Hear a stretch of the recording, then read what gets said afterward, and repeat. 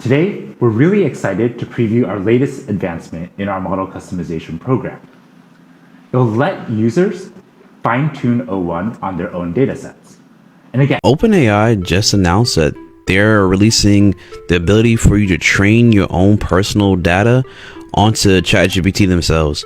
So instead of you using ChatGPT's knowledge, you can train ChatGPT on your own enterprise level knowledge. And this is something that's coming next year, but seems like it's gonna be a pretty big deal.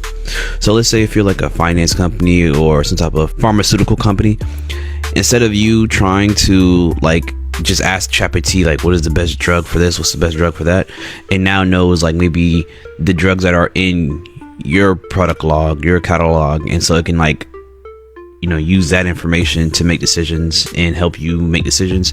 It could be used for just for customer facing, so customer facing AI chatbots can help when people are looking for stuff. Instead of it having like a live agent on the other end, it can use AI, which I think is still pretty cool. And they said it was pretty in-depth about how well the training is going to be, where you can literally have like data sets that you can put into the chat. Finally, we'll evaluate the resulting fine-tuned model so we can see how it's improved over the base model that we started with. So to start us off, we're going to jump over to the OpenAI development platform, and we're going to go ahead and we're going to create a new model. So we've had supervised fine-tuning for a bit over a year now. What we're going to do is we're going to select reinforcement fine-tuning. Now we're going to be training O1, so we'll select that as the base model. And now we need to upload a training data set.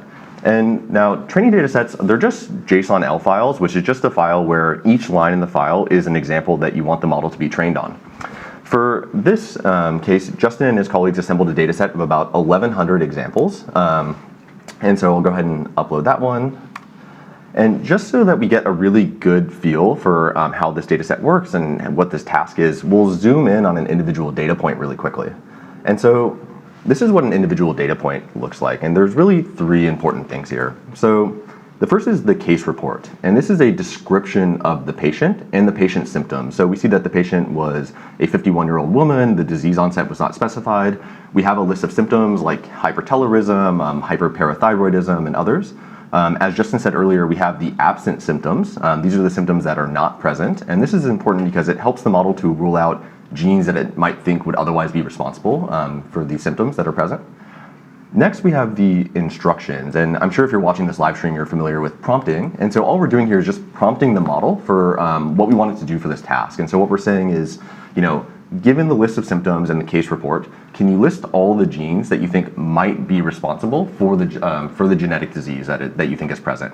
And then we also ask it to provide an explanation for why it thinks those genes might be responsible.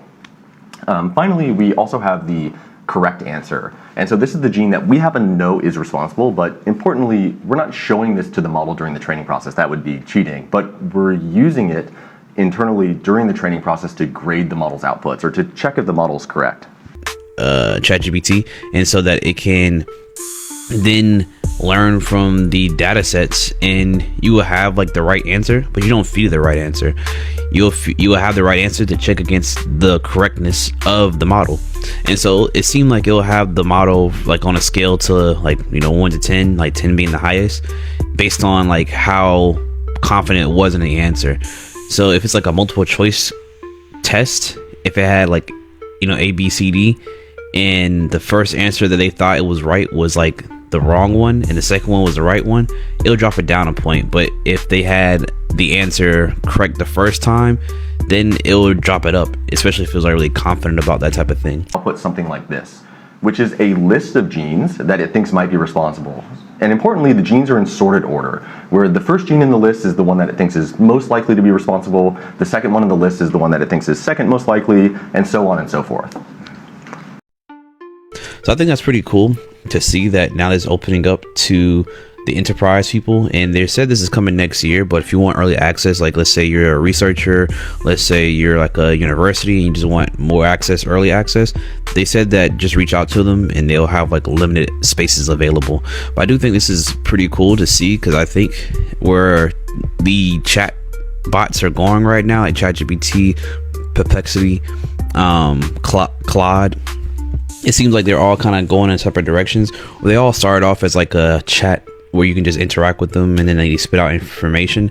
It seems like ChatGPT is going in the direction of like not really the one-stop shop, but we'll have the best AI model around, and then we'll kind of give you the option to use the best AI model around for your own personal uses.